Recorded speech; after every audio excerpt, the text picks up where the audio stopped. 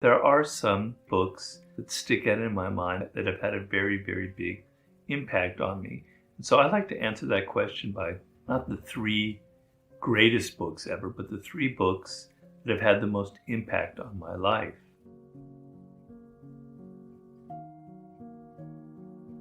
I read thousands over the years, thousands of books for research.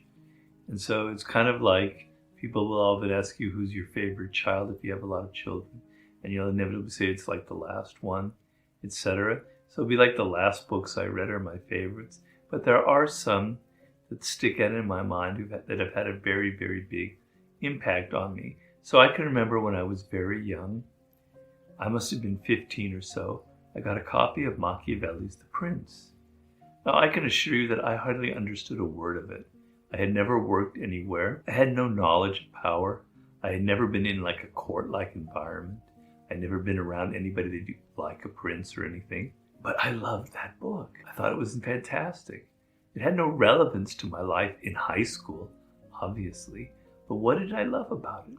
I loved the brutal realism of it. I loved the fact that he was looking at human beings as if we are these animals that we are. And he was analyzing it without all the usual guilt, all the usual moralism that's going on in the world. He was just presenting us as we are. I didn't really understand experientially what he was talking about, but the style of it, the clarity, the pragmatism, the beautiful language entranced me. And so I've probably read that book 6 or 7 times over the years in different formats. But that paperback, that really strange little spindly little tiny little paperback that I had when I was 15, boy, that had a huge impact on me. And you can see obviously the influence on my books. The second book, I studied ancient Greek in college.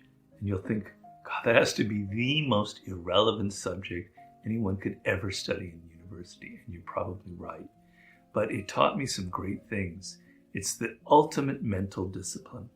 And I remember when I was in my second year, I believe, we were given Thucydides, we call it Thucydides, History of the Peloponnesian War. It took me 3 days to read one paragraph in ancient Greek. The language was so difficult, so weird. I had to think about each word and sentence, etc.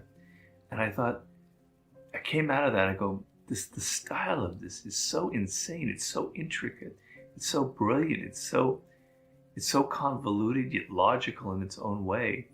And I became an incredible fan of Thucydides. And obviously I read it later on in English, the whole book. And it's the most beautiful thing you can ever read, because here you're reading about our history as humans some 2,500 years ago in ancient Greece. And you've got this narrator who's so modern, who's someone who could be somebody who's sitting right next to you, who has this very clear perspective. And he's describing these events so far in the past. They're so dramatic and they're so exciting, and he's analyzing it brilliantly. I wish we had a handful of writers to this day who could be like that, who could have that clarity, who could...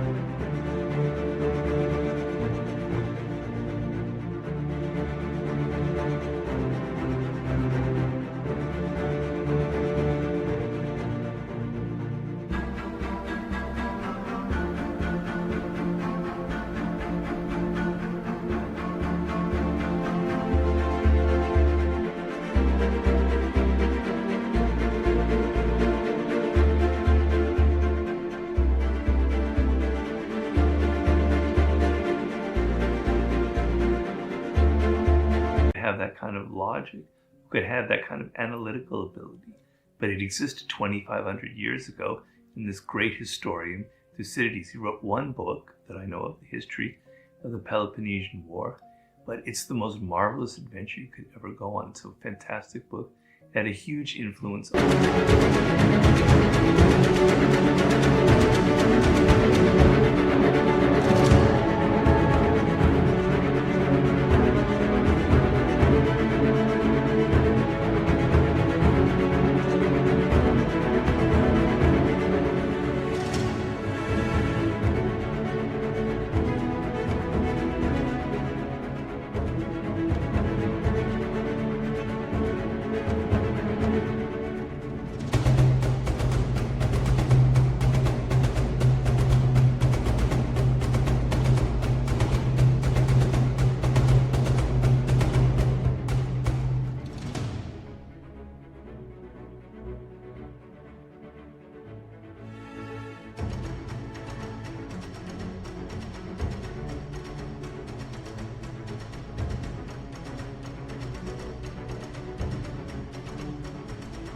me, almost as powerful as the Machiavelli. The third book is a very weird one. It's not something that most people know about or that I've ever really discussed, but it had a very large impact on me. And it was a series of books written in the 60s by a writer named Carlos Castaneda. He was talking about the teachings of Don Juan, which is the title of one of his books. And he had a book called The Journey to Ixtlan. And if you ever pick up a copy of The Journey to Ixtlan, I think it's in the early 70s that it came out, 1970, 71, you will understand where Robert Greene got a lot of the 48 Laws of Power and the 33 Strategies of War. These are amazing books. Sometimes I wonder if they date so well because they come from the drug period. And basically what it's about is the author is an anthropology student at UCLA named Carlos Castaneda, and he goes to study indigenous Indian practices, and he comes upon this Yaqui Indian named Don Juan, who kind of initiates him in all of the ways of his indigenous culture. And it includes eventually ingesting peyote and learning to become a crow and all of these weird things that you think, wow, that's too weird. But a lot of it is this stuff that's all about power. It's all about controlling yourself. It's all about confronting your mortality. It's all about becoming this great warrior in life.